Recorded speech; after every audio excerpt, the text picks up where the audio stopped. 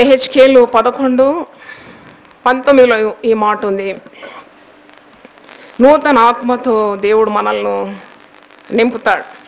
యెహెజ్కేలు 11:19 వారు నా కట్టడలను నా విధులను అనుసరించి గైకొనున్నట్లు నేను వారి శరీరంలో నుండి రాతి గుండెను తీసివేసి వారికి మాంసపు గుండెను ఇచ్చి వారికి ఏక మనస్సు కలుగజేసి వారి యందు నూతన ఆత్మ పుట్టించును. హల్లెలూయా. లేనిదే పుట్టించడం అంటే లేదన్నమాట. లేని దాన్ని దేవుడు పుట్టించగలడు. కనుక చాలామంది ఇతరుల రక్షణార్థం మీరు ప్రార్థిస్తున్నారు. భర్తల మారు మనసు కానీ, పిల్లల మారు మనసు కానీ, భార్యల మారు మనసు కానీ దేవుడు తప్పకుండా అనుగ్రహిస్తాడు. నీ ప్రార్థనకు జవాబిస్తాడు. వారు నా కట్టడ, నాతో కలిసి ఈ మాట పలకండి. వారు నా కట్టడలను నా విధులను అనుసరించి గైకొనున్నట్లు నేను వారి శరీరములో నుండి రాతి గుండెను తీసివేసి వారికి మాంసపు గుండెను ఇచ్చి వారికి ఏక మనస్సు కలుగజేసి వారి యందు నూతన ఆత్మ పుట్టింతును. హల్లెలూయా. మరి వాగ్దానము 407వ వాగ్దానం నాతో కలిసి పలకండి. నీ విశ్వాసము గొప్పది, నీవు కోరినట్టే నీకు అవునుగాక. హల్లెలూయా. ప్రార్థన విశ్వాసం అంటే బండికి 2 చక్రాలు లాంటివి. ఒక చక్రం పని చేయకుండా బండి ముందుకు పోదు. నువ్వు ప్రార్థన చేస్తున్నావు ఈ 40 రోజులు కావాలి. నీకు ఏం కావాలి? విశ్వాసం కూడా కావాలి. నువ్వు విశ్వాసంతో దేవుని సన్నిధికి రావాలి. విశ్వాసం లేకుండా దేవునికి ఇష్టలై ఉండట అసాధ్యము. నువ్వు దేవుని వెతుకుతున్నావు, దేవుడు ఉన్నాడని వెతికే నీకు ఫలము అనుగ్రహింపగలడని నువ్వు నమ్మాలి. దేవునికి స్తోత్రం. నువ్వు నమ్మిన యెడల ఈ 40 రోజుల ప్రార్థనలో దేవుని మహిమను చూస్తావు. చప్పట్లు కొట్టి దేవుని స్తుతిద్దాం. హల్లెలూయా. కనుక ఈ వాగ్దానం, నీ విశ్వాసము గొప్పది, నువ్వు కోరినట్టే నీకు అవును. కోరికలు చాలా ఉన్నాయి, నాకు నెత్తి నిండా ఉన్నాయి కోరికలు. మీ విషయము, ఈ సంఘం విషయము, మా కుటుంబం విషయం. కానీ నాకు విశ్వాసం ఉన్నది.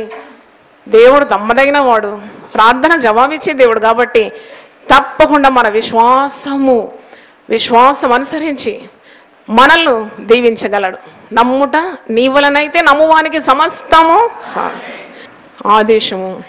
74వ ప్రార్థన యందు నిలకడగా ఉండి కృతజ్ఞత గలవారై దాని యందు మెలకువగా ఉండుడి. నాతో కలిసి పలకండి. ప్రార్థన యందు నిలకడగా ఉండి కృతజ్ఞత గలవారై దాని యందు మెలకువగా ఉండుడి. ప్రార్థన యందు నిలకడగా ఉండాలి. చాలాసార్లు పనిపాట్లు ఎక్కువైపోతుంది, నీ ప్రార్థన తక్కువైపోతుంది. కానీ ఈ 40 రోజులు కూడా నీ ప్రార్థనలో నువ్వు నిలకడగా ఉండాలి. 40 రోజులు మాత్రం కాదు, ఒక అలవాటుగా చేసుకోవాలి. ఉదయకాలం లేచి ప్రార్థన చేయడం అలవాటుగా చేసుకోవాలి. ప్రార్థనలో ఎలాగ ఉండాలని ఉంది? నిలకడగా ఉండాలి. కృతజ్ఞత గలవారై దాని యందు మెలకువగా ఉండండి. దేవునికి స్తోత్రం. హల్లెలూయా. 589వ నామం. శక్తియు ఐశ్వర్యమును జ్ఞానమును బలమును ఘనతయు మహిమయు స్తోత్రమును పొందనర్హుడు. అంటే మరి ఈ నామము ద్వారా ఒక సంగతి మనం మర్చిపోదు. దేవుని కలిగి ఉన్నవన్నీ కూడా తన బిడ్డలకు ఆయన అనుగ్రహిస్తాడు. నాకున్నవన్నీ నీవే. కనుక ఇవన్నీ పొందుకోవాలి మనం. నాతో పలకండి. శక్తియు ఐశ్వర్యమును జ్ఞానమును బలమును ఘనతయు మహిమయు స్తోత్రము పొందనర్హుడు. చేతులెత్తి స్తోత్రం స్తోత్రం స్తోత్రం ప్రభు. స్తోత్రం స్తోత్రం స్తోత్రం. హల్లెలూయా. వాగ్దానము 372వ వాగ్దానము. నా చెయ్యి ఎడతెగక అతనికి తోడై ఉండును. కీర్తనలు 89:21 వచనం. నాతో పలకండి. నా చెయ్యి ఎడతెగక అతనికి తోడై ఉండును. నువ్వు ప్రార్థన చేసేటప్పుడు 40 రోజులు ప్రార్థించినప్పుడు, దేవా నీ హస్తము నాకు తోడుగా ఉండాలి, నీ చెయ్యి నా కుటుంబానికి తోడుండాలి, నా బిడ్డలకు నీ చెయ్యి తోడు, నా సేవకు నీ చెయ్యి తోడు, నా ఉద్యోగ జీవితంలో నీ చెయ్యి నాకు తోడు. హల్లెలూయా. మరి నేను ఇది ప్రభు దగ్గర నుండి పొందుకొని మీకు ఇస్తున్నాను కాబట్టి మీరు అందరూ కూడా పొందుకోవాలి. హల్లెలూయా. ఈ వాగ్దానం. నా చెయ్యి ఎడతెగగా అతనికి తోడై ఉండును. మీరేమనాలి? వందనాలు వందనాలు వందనాలు ప్రభు. మరి ఆదేశం 59వ ఆదేశం, ప్రభు మిమ్మును క్షమించు లాగున మీరును క్షమించండి. ఏమనాలి? చిత్తం ప్రభు, చిత్తం ప్రభు అని చెప్పి ఆ ఆదేశం పాటించకుండా ఉంటే లాభం ఏమీ లేదు. నామము స్తుతింపదగినది, వాగ్దానము పొందదగినది, ఆదేశము పాటింపదగినది. దేవుని స్తోత్రం. మరి ఈ ఆదేశంలో ముఖ్యంగా చాలామంది ఉపవాసం ఉన్నారు, కొన్ని త్యాగాలు చేస్తూ దేవుని సన్నిధి వెతుకుతూ ఉన్నారు. కొన్ని సమస్యలు కుటుంబంలో, ప్రతి కుటుంబంలో ఏదో ఒక కొరత ఉంది, కొదువ ఉంది. వాటిని పొందుకోవడానికి మీరు దేవుని సన్నిధికి వచ్చినారు, ప్రార్థన చేస్తున్నారు. కాబట్టి ప్రార్థనలో మొట్టమొదట పాటింపదగిన ఒక కార్యం క్షమాపణ. క్షమించాలి.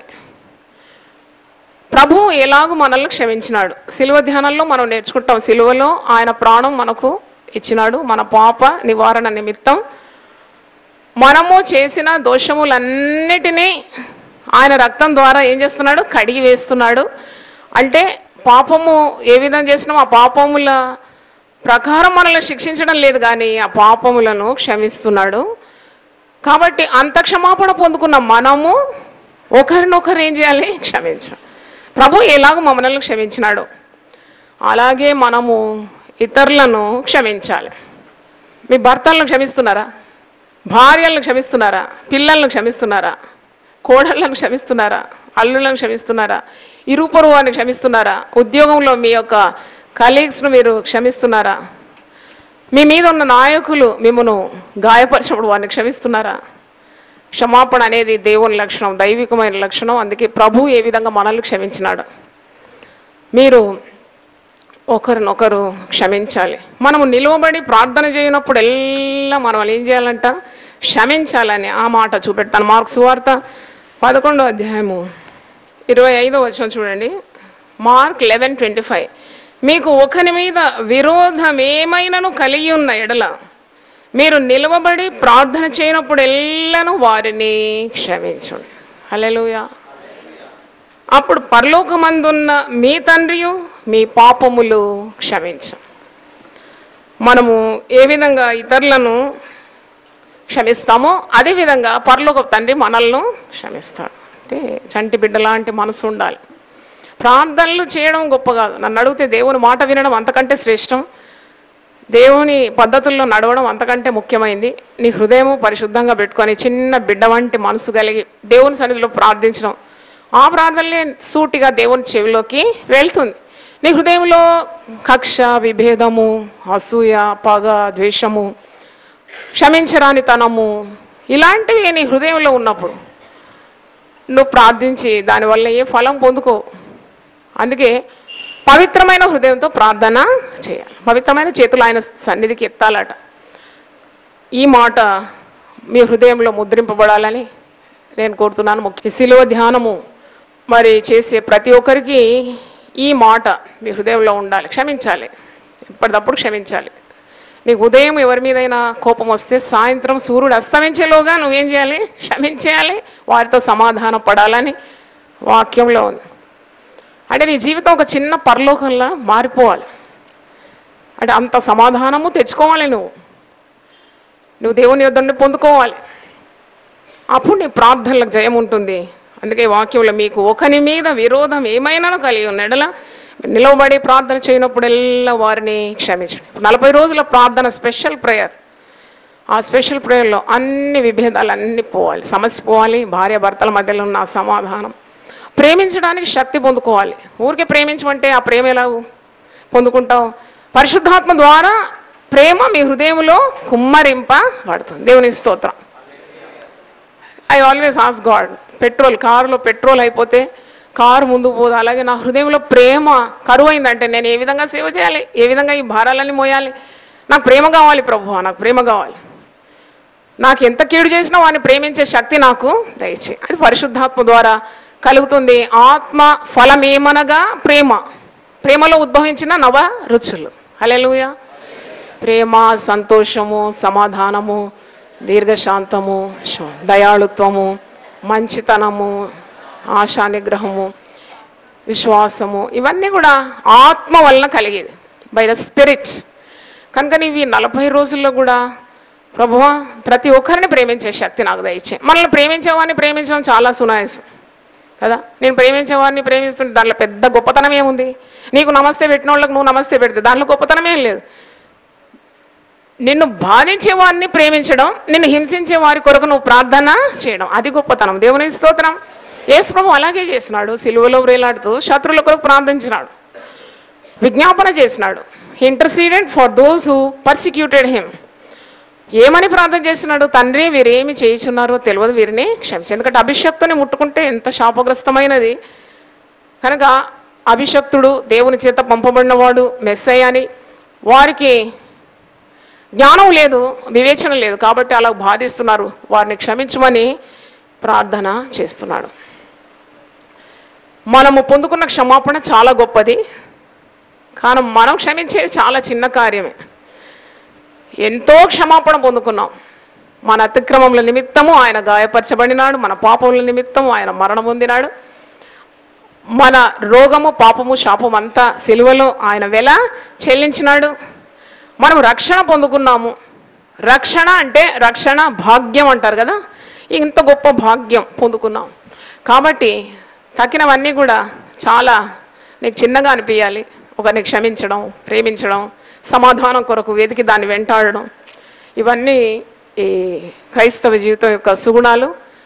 ఇవన్నీ కూడా మనం పాటించాలని నేను కోరుతున్నాను. ఒక చిన్న ప్రార్థన కూడా మీకు జ్ఞాపకం చేస్తాను. నామం ఏంటండి ఈరోజు చెప్పిన నామం? శక్తియు, ఐశ్వర్యము, జ్ఞానము, బలము, ఘనత, మహిమ పొందనర్హుడు. మీరు లూకా సువార్త 15వ అధ్యాయం ఒకసారి చూడండి. ఈ కుమారుడు అంటున్నాడు, ఏంటయ్యా నేను తప్పిపోయిన కుమారుని రాగా, నీ కుమారుడు రెండవ కుమారుడు రాగా నేను ఇంతగా హంగామా చేసినావు, అబ్బా నువ్వు పొటేళ్లు వధిస్తున్నావు, ప్రశస్త వస్త్రములు ధరింపజేస్తున్నావు, క్రొవ్విన మాంసం ఇరుగు పొరుగు వారికి నువ్వు వడ్డిస్తున్నావు, ఇంతగా నువ్వు సంతోషిస్తున్నావు, నేను నీతో ఎన్ని ఏండ్లున్నాను, ఎన్ని ఏండ్ల నుండి నిన్ను సేవించున్నానే, నీ ఆజ్ఞను నేను ఎప్పుడు మీరలేదు. 15:29. నీ ఆజ్ఞను నేను ఎప్పుడూ మీరలేదే, అయినను నా స్నేహితులతో సంతోషపడినట్లు నీవు నాకెన్నడను ఒక మేకపిల్ల అయినను ఇయ్యలేదు. నీవు క్రొవ్విన దూడను తప్పిపోయిన కుమారుడు వచ్చినప్పుడు వధించినావు, నేను నీతో ఇంతకాలం ఉంటే ఒక క్రొవ్విన దూడను ఒక మేకపిల్లైనను నా కొరకు వధించలేదు అని సడుగుతున్నాడు. అప్పుడు తండ్రి ఏమంటున్నాడో చూడండి, 31వ వచనం. అందుకు అతడు, కుమారుడా నీవెల్లప్పుడూ నాతో కూడా ఉన్నావు, నావన్నీ నీవే. చప్పట్లు కొట్టి దేవుని స్తుతిద్దాం. హల్లెలూయా. చాలా ఇష్టమైన మాట ఇది. తండ్రి అంటున్నాడు, మనతో అంటున్నాడు. ఈరోజు మనం అనుకుంటాం మనకు బలం ఇస్తాడా, శక్తి ఇస్తాడా, ఆరోగ్యం ఇస్తాడా, ధనం ఇస్తాడా, ఐశ్వర్యం ఇస్తాడా, సంపద ఇస్తాడా, ఒక ఇల్లు ఇస్తాడా, నాకు ఒక ఉద్యోగం ఇస్తాడా, నాకు ఒక సంతానం ఇస్తాడా, నా సంతానాన్ని సేవలో వాడుకుంటాడా. ఇవన్నీ అనుమానాలు, బలహీనమైన తలంపులు. కానీ గొప్ప దేవుడు అంటున్నాడు ఈరోజు, నావన్నీ నీవే. హల్లెలూయా. అందుకే నీవు ఈ నామంతో దేవుని స్తుతించాలి. శక్తి, నాతో పలకండి, శక్తియు, ఐశ్వర్యము, జ్ఞానము, బలము, ఘనత, మహిమ పొందనర్హుడు. హల్లెలూయా. నావన్నీ నీవే. హల్లెలూయా. తర్వాత వాగ్దానం, నా చెయ్యి ఎడ తెగక అతనికి తోడయండు. ఆదేశం, ప్రభు మిమ్మల్ని క్షమించులాగున మీరును క్షమించు. ఒక చిన్న ప్రార్థన కూడా జ్ఞాపకం చేస్తాను. మత్తయి సువార్త 14వ అధ్యాయము, అంటే పరిశుద్ధ గ్రంథంలో ప్రార్థనలు అనేకంగా ఉంది. పెద్ద పెద్ద దీర్ఘమైన ప్రార్థనలు ఉంది. నెహెమ్యా 9వ అధ్యాయంలో దీర్ఘమైన ప్రార్థన ఉంది. అలాగే చిన్న చిన్న ప్రార్థనలు, గొప్ప జవాబులు కూడా ఉన్నాయి. ఈ 40 రోజుల్లో మనం ఇవన్నీ కొద్దిగా జ్ఞాపకం చేసుకోవాలి. 31వ వచనంలో పేతురు నీళ్ల మీద నడుస్తున్నాడు, యేసును చూసినంతసేపు నడుస్తున్నాడు, గాలిని చూచి భయపడి మునిగిపోసాగి అప్పుడు ఒక ప్రార్థన చేస్తున్నాడు. ఆ ప్రార్థన 14:31 చదవండి. ప్రభువా నన్ను రక్షించుమని కేకలు వేశాను. హల్లెలూయా. ఇదే ప్రార్థన, చాలా మందికి ఇదే ప్రార్థన. అప్పుల్లో కురుక్కుపోతున్నాం, ప్రభువా నన్ను రక్షించు. గొప్ప ఆపద సంభవించి ప్రభువా నన్ను రక్షించు. తీవ్రమైన అనారోగ్యత శరీరానికి సోకింది, ప్రభువా నన్ను రక్షించు. రోగం నుండి రక్షించు, బాధల నుండి రక్షించు. 6 బాధల నుండి నేను నిన్ను విడిపిస్తాను, 7 బాధలు కలిగిన నీకే కీడు తగలదు. హల్లెలూయా. అప్పుడు నేను అడిగినాను, ప్రభువా నాకు ప్రతిదినము 3 గంటలకు లేసే శక్తి నాకు దయచేయి. ఎందుకంటే వేకువనే వెతుకువారు తప్పకుండా తగిన ఆ రీతిగా దీవింపబడతారని వాక్యం సెలవిస్తుంది, భక్తుల చరిత్ర చెప్తుంది. అలాగే దినదిన జీవితంలో అనేకులు ఉదయకాలం లేచి ఏ విధంగా ఆశీర్వాదాలు పొందుకున్నారు, ఇవన్నీ మనకు తెలిసిన కార్యమే. ఉదయముననే నా కంఠ స్వరము నీకు వినబడును గాక. హల్లెలూయా. ఉదయమున నీ కృపా వార్త నాకు వినిపించు. ఉదయమున కృప కలుగుటకు ఆయన ఆజ్ఞాపిస్తాడు. ఒకసారి చప్పట్లు కొట్టి దేవుని స్తుతిద్దాం. హల్లెలూయా. మరి 108వ కీర్తన వాక్య ప్రతివాక్యంగా చూద్దాం. దేవా నా హృదయము నిబ్బరముగానున్నది, నేను పాడుచు స్తుతి గానము చేసేదను. నా ఆత్మ పాడుచు గానము చేయను. స్వరమండలమా సితారా మేల్కొనుడి. నేను ఎప్పుడు లేస్తాను? వేకువనే లేవాలని నా ప్రార్థన. దేవుని స్తోత్రం. ఉదయకాలం లేచిన వారు దీవింపబడతారు. నేను ఈ కీర్తన ధ్యానిస్తున్నప్పుడు వేకువనే లేస్తే ఏమొచ్చింది ప్రతిఫలం అని కిందికి నేను చూసినప్పుడు ఆ మాట చూడండి, 13వ వచనం ఆఖరి వచనం చూడండి. వేకువనే లేచేవారు ఏం చేస్తున్నారు? దేవుని వలన మేము శూర కార్యములను చేయదు, మా శత్రువులను అణగద్రొక్కువాడు ఆయన. హల్లెలూయా. రోజుచ్చే వాగ్దానము, నామము, ఆదేశము, ప్రార్థన. హల్లెలూయా. ఈరోజు నామము, 4వ నామము 1000 నామాల పుస్తకంలో 4వ నామము స్వస్థపరచు యెహోవా. హల్లెలూయా. అనారోగ్యత వదిలిపోవాలని మనం ప్రార్థన చేయాలి. దేవుని స్తోత్రం. తన బిడ్డలకు శక్తినిచ్చే దేవుడు, ఆరోగ్యం ఇచ్చే దేవుడు, స్వస్థపరిచే దేవుడు. దేవుని స్తోత్రం. అనారోగ్యంగా ఉండేవారు ఒక్కసారి మీ చేతులు చూపెట్టండి. వీళ్ళందరూ పొందుకోవాలి ఆరోగ్యం. దేవుని స్తోత్రం. ఈరోజు దేవుని నామము స్వస్థపరచు యెహోవా. నీకే రోగమైనా స్వస్థపరుస్తాడు. ఆయన శరీరధారిగా ఉన్నప్పుడు ప్రతి రోగమును, ప్రతి వ్యాధిని ఆయన బాగు చేసినాడు. ఆయన మాట ద్వారా దయ్యములను వెళ్ళగొట్టినాడు. ఆయనను ముట్టుకున్న వారందరూ స్వస్థపరచబడినారు. చప్పట్లు కొట్టండి ఒకసారి. హల్లెలూయా. ఆయనను తాకిన వారందరూ స్వస్థపరచబడినారు. కనుక చేతులెత్తి నామం స్తోత్రం చెల్లిద్దాం. స్వస్థపరచు యెహోవా. స్తోత్రం, స్తోత్రం, స్తోత్రం. హల్లెలూయా. ఈరోజు వాగ్దానము 588వ వాగ్దానం, 588 వాగ్దానం. మరణము తప్పించుట ప్రభువైన యెహోవా వశం. కీర్తనలు 68:20 వచనం. నాతో పలకండి. మరణము తప్పించుట ప్రభువైన యెహోవా వశం. అయితే ఒకసారి విశాఖపట్నం నుండి ఒక లెటర్ వచ్చింది. ప్రతి లెటర్లో ఒక వాగ్దానం కూడా పెట్టి పంపిస్తాం. మరణం తప్పించుట ప్రభువైన యెహోవా వశమని వాగ్దానం పంపించినాం. మరి కొన్ని రోజులు ఇంకా జవాబు ఏమొచ్చిందంటే, సిస్టర్ మీరు మరణం తప్పించుట ప్రభువైన యెహోవా వశం, ఇదేం వాగ్దానం, నాకెందుకు ఇది అవసరం అనుకున్నాను. కానీ ఆ వారంలో ట్రైన్ ఎక్కినాను, ట్రైన్ నుండి పడిపోయినాను కొద్దిగా. అయితే నేను పట్టాల మీద పడిపోయి చనిపోయేవాడిని. దేవుడు నన్ను ఆశ్చర్యకరంగా బ్రతికించినాడు అనే సాక్ష్యం రాసి పంపినారు. దేవుని స్తోత్రం. అని చూడండి, ముందుగానే సిద్ధపరిచినాడు. ముందుగానే దేవుడు వాగ్దానం ఇచ్చి ఆ బిడ్డను సిద్ధపరిచినాడు. చెప్పండి ఆ వాగ్దానం. రెఫరెన్స్ కీర్తనలు 68:20 వచనం. అంటే జీవ మరణములు దేవుని వశంలో ఉంది. కనుక దేవుడు మరణాన్ని తప్పించగలడు, నీ రాకపోకలు కాపాడగలడు. ఇశ్రాయేలును కాపాడువాడు కునుకడు నిద్రపోడు. అంటే దేవుని సెలవు లేకుండా మన ప్రాణము మనల్ని వెడలి పోదు. మన ప్రాణాలన్నీ కూడా దేవుని జీవపు మూటలో కట్టబడి. చప్పట్లు కొట్టి దేవుని స్తుతిద్దాం. హల్లెలూయా. ఒక్కసారి నువ్వు ధ్యానించాలి. ఎన్నిసార్లు నువ్వు మరణం అంచుల వరకు వచ్చినావు కదా. అందరు అనుకున్నారు నువ్వు చనిపోతావని, కానీ దేవుడు నిన్ను మరణానికి అప్పగించలేదు. హల్లెలూయా.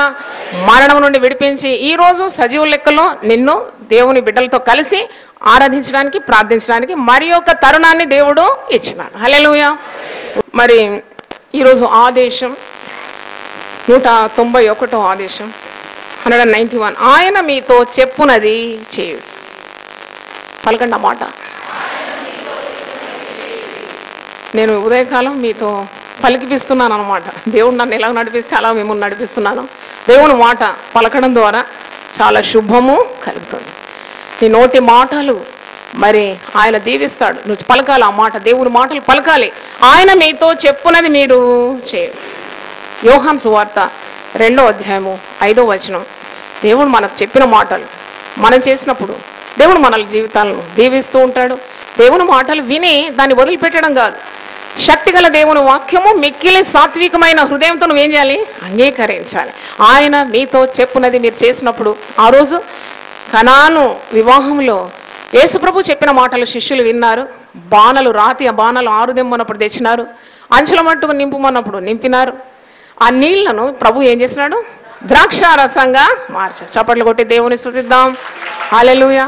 నీటికి రుచి ఉండదు, రంగు ఉండదు, సువాసన ఉండదు. కానీ యేసు ప్రభు ఆ నీళ్లను రంగుతో, రుచితో, సువాసనతో నిండిన మరి ద్రాక్షారసంగా మార్చేసినాడు. ఎప్పుడైతే దేవుని మాటలు మనం వింటామో మన జీవితాలు రుచికరంగా, రంగుతో ఎంతో దీవెనకరంగా మారిపోతుంది.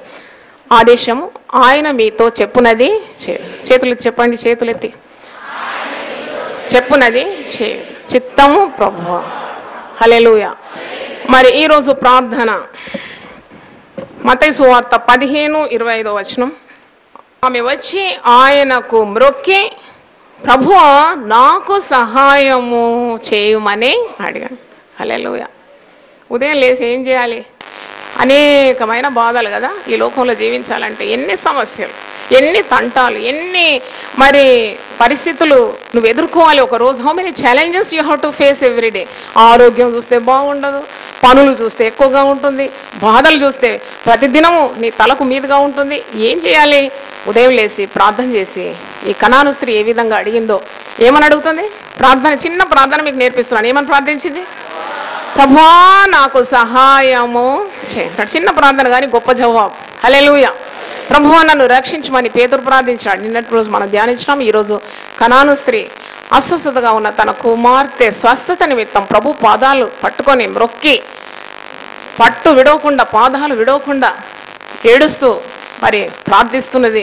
ఎన్నెన్నో అవంతరాలు ఎదుర్కొంటుంది. శిష్యులు అంటున్నారు, ఈమె చాలా కేకలు వేస్తుంది, ఈమె తొలగించండి, ఈమె వెళ్ళిపోవాలి ఇక్కడ నుండి అంటున్నాడు. ప్రభు ఏమో జవాబు ఇవ్వడం లేదు. చాలాసేపు వేచి ఉండి ప్రభు దగ్గర మాటి మాటికి సహాయం కోరుతుంది. ఏమని ప్రార్థిస్తుంది? ప్రభువా నాకు సహాయము. ఎంతమందికి ప్రభు సహాయం కావాలి? చేతులు ఎత్తండి. అందరికీ కావాలి. హల్లెలూయా. ఏమని ప్రార్థన చేయాలి? ప్రభువా నాకు సహాయము. హల్లెలూయా. హల్లెలూయా. స్తోత్రం. ఒక మాట ప్రార్థన చేసుకుందాం. ప్రభువా నీ పరిశుద్ధ నామమునకు స్తోత్రం. ఉదయకాల దీవెన, ఒక వాగ్దానం వీళ్ళని మళ్ళీ మొదటి జామున మొరపెట్టము. నీళ్లు కుమ్మరించినట్లు మరి దేవుని సన్నిధిలో మీ హృదయంలో కుమ్మరించాలని, పసిబిడ్డల ప్రాణం కొరకు మా చేతుల్ని తట్టెత్తాలని, నదీ ప్రవాహం వలె మా కన్నీరు కారాలని, మా కంటి పాపకు విశ్రమింపనియొద్దని. ప్రభు ఎన్నెన్నో మేము నేర్చుకున్నాము. మా పాపముల నిమిత్తం మేము పశ్చాత్తాపడాలి, నీ పాదాలు మేము తడపాలి, అప్పుడే మా కుటుంబాలకు ఆశీర్వాదాలు వస్తుందని మేము గ్రహించినాం. అలాగే పాప రోగంలో ఉండేవారు, అన్ని శరీర రుగ్మతలో ఉండేవారు కొరకు మేము ప్రార్థిస్తున్నాము. దీర్ఘకాలం వ్యాధి అయినా, పాపపు కుష్టైనా అది నువ్వు స్వస్థపరచగలవనే గొప్ప విశ్వాసం ఈరోజు మాకు ఈ ప్రార్థన ద్వారా ఇచ్చినందుకు నీకు స్తోత్రం. ఎంతో మంది ఎన్నెన్నో రుగ్మతలతో ఉన్నారు, రోగాలతో ఉన్నారు. స్వస్థపరిచే దేవుడు నీవనే, స్వస్థత నీ వలన కలుగుతుందని సిలువలో మా కొరకు నీవు బలి అయి నువ్వు పొందిన దెబ్బల చేత స్వస్థతను కార్చిన రక్తం ద్వారా మాకు విడుదలుందనే విశ్వాసం మాకు దయచేయి ప్రభువా. నమ్మకమైన సృష్టికర్త అనే నామంతో నేను స్తుతిస్తున్నాము ప్రభువా. మేము ఈ లోకంలో శ్రమలు, శోధనలు అనుభవించినప్పుడు మా ప్రాణాత్మ దేహములను నమ్మకమైన సృష్టికర్త అయిన నీకు అప్పగించుకోవడానికి సహాయం దయచేయండి. ఈ మాట అవునంటే అవును, కాదంటే కాదని ప్రభువా ఉండాలని, అది కాని దాని విరుద్ధంగా ఉండేవన్నీ కూడా దుష్టుల నుండి వస్తుందని నేను స్వయంగా పలికినావు ప్రభువా. అలాగే మా జీవితాలు తండ్రి యథార్థంగా ఉండుటకు సహాయం దయచేయమని, దేవుని వాక్యం విన్న ప్రతి ఒక్కరిని దీవించి, ప్రజలనందరినీ దీవించమని యేసు నామములో అడిగి వేడుకుంటున్నాను తండ్రి. ఆమేన్. హల్లెలూయా. హల్లెలూయా.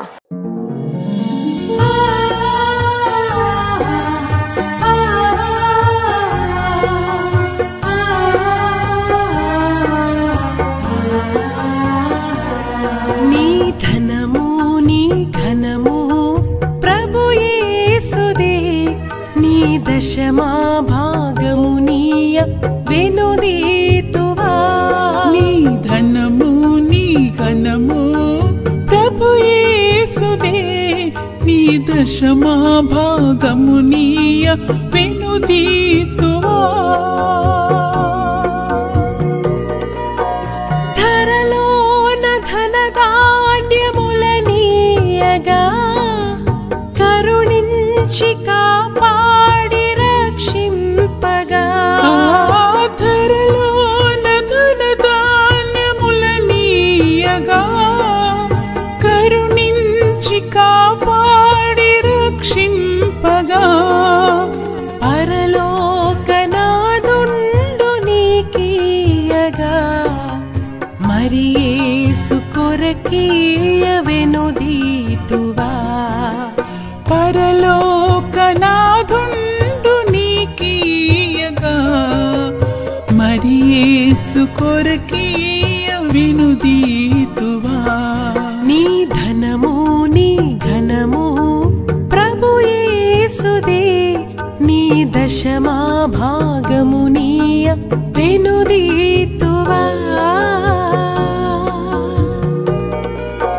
పాడి పంటలు ప్రభువు నీకీయగా కూడు గుట్టలు నీకు దయచేయగా పాడి పంటలు ప్రభు నీకీయగా కూడు గుట్టలు నీకు దయచేయగా వీడంగ ప్రభు యేసు నామంబును గడువేల ప్రభుకీయను క్రైస్తవ